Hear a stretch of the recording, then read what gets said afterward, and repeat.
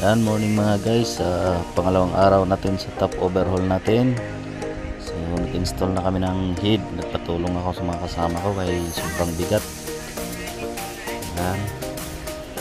Yung head pala na ginamit ko pang 60-17 yan. Kasi yung sa kanya 60-16 may crack na. So, yun lang available na head meron kami.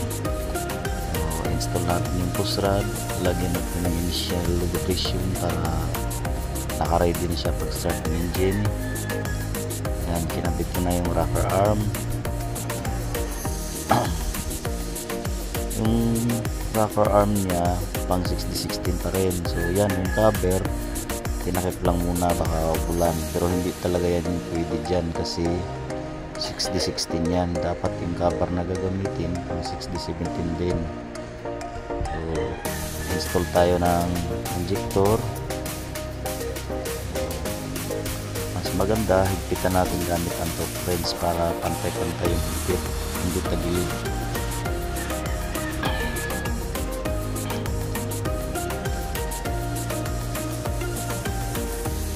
Tapos install ng intake manifold.